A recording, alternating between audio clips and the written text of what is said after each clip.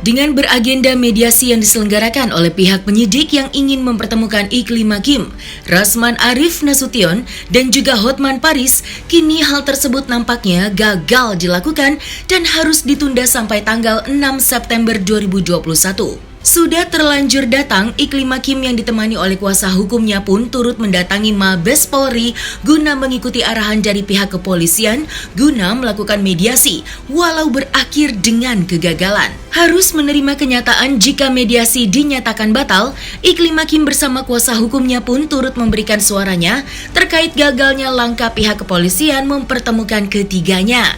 Lantas, seperti apakah penjelasan pihak Iklima terkait hal tersebut? Untuk hari ini itu tujuannya kan untuk agenda mediasi, di mana mediasi ini memang pihak penyidik yang memfasilitasi dalam rangka untuk mencarikan win-win solution baik untuk pihak pelapor maupun pihak terlapor. Namun karena hari ini dari pihak Pak Rasman sendiri terlapor 1 meminta penundaan sampai tanggal 6, maka jadwal untuk mediasinya itu kembali dijadwalkan untuk tanggal 6. Untuk Pak Hotman Paris sendiri, beliau memang sudah mengkonfirmasi akan hadir hari ini, tapi karena memang salah satu pihak berhalangan atau minta penundaan, maka mediasinya tidak bisa dilaksanakan. Ya karena memang ini kan bagian dari upaya restoratif justice ya. Yang dilaksanakan oleh pihak Mabes Polri.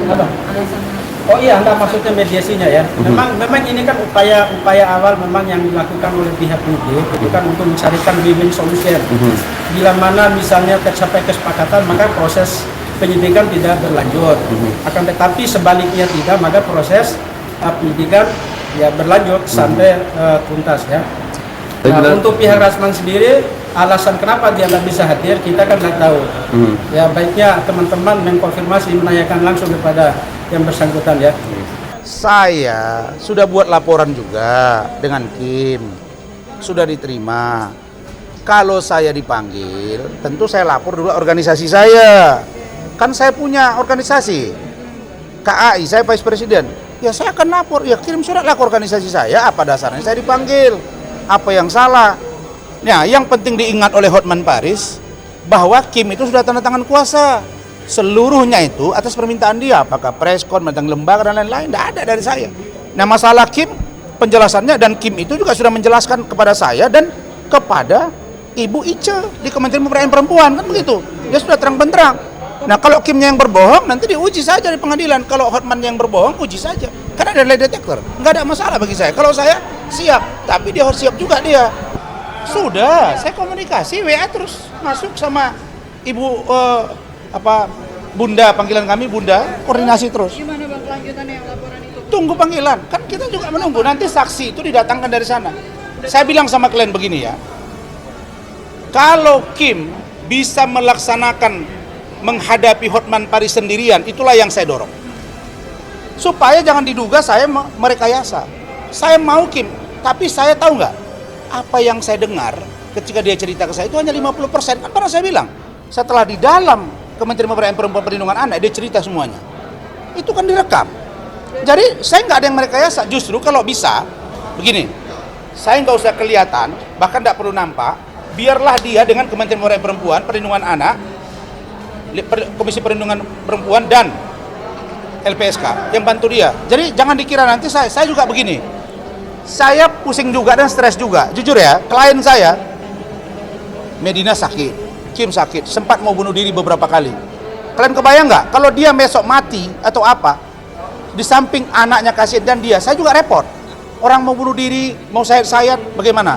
Kan sudah pernah beritahu sama kalian. Kalau sempat mati dia bertanggung jawab ya. Tapi saya pusing juga. Banyak yang bilang sama saya, Bang, ini gawat ini kalau pengacara seperti ini gitu.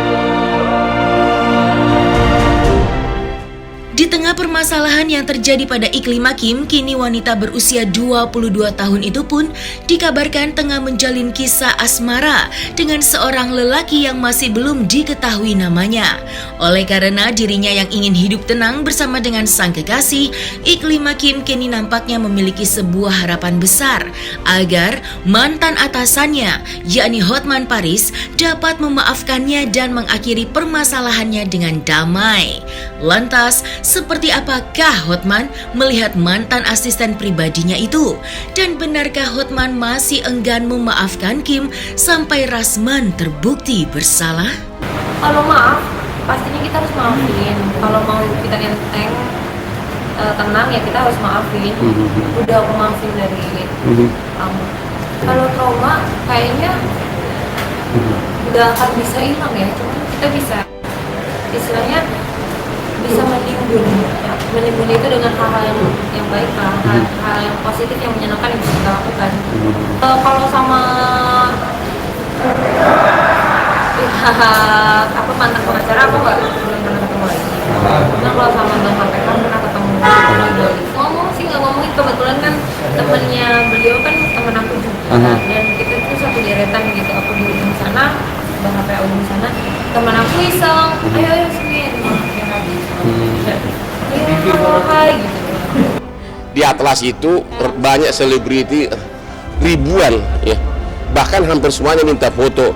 Terus ada pengusaha bawa dia ke dekat saya say hello tapi saya nggak mau salaman. Kenapa bang? Kan Ya pokoknya ya, saya bilang tunggu proses hukum, nanti lihat dulu gitu loh. Tapi saya juga nggak marah, saya senyum aja, so gitu aja. Hanya kebetulan saya kan di tempat tinggi, saya cuma gini-gini doang. Sama teman itu mau disuruh salamin, kalah nanti aja, tunggu proses hukum itu. Tapi saya nggak marahin dia, saya juga nggak benci, saya juga senyum, hai gitu loh. Ya bertemu langsung nggak juga, karena itu kan ribuan orang, iya kan? Gitu. Saya lagi dansa gini, tiba-tiba ada pengusaha bawa dia, ini Kim, katanya, hai gitu aja gue bilang. Mau disuruh salaman, hai lagi gue bilang, nggak jadi salaman.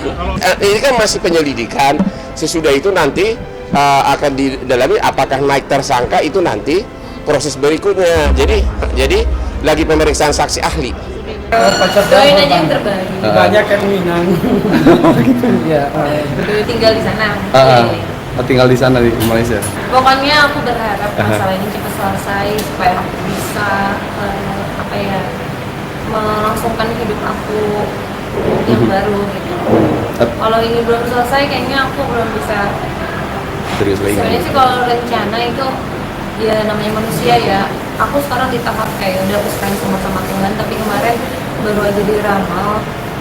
Katanya sih tahun ini ya udah semoga aku aminkan semua jadi doa. Di balik permasalahan yang dialami oleh Iklima Kim, kini sebuah kisah yang masih terpendam mengenai latar belakang dirinya yang memiliki sebuah pengalaman yang kurang menyenangkan, kini membuat para warganet pastinya merasa penasaran akan sosok Iklima Kim yang sebenarnya. Dan pada episode Alvin in Love yang tayang pada hari Jumat tanggal 26 Agustus 2022, Iklima Kim pun turut membagikan pengalaman kelam yang terjadi pada masa lalunya. Saksikan selengkapnya hanya di Alvin in Love, tentunya hanya di channel YouTube Cumi Cumi.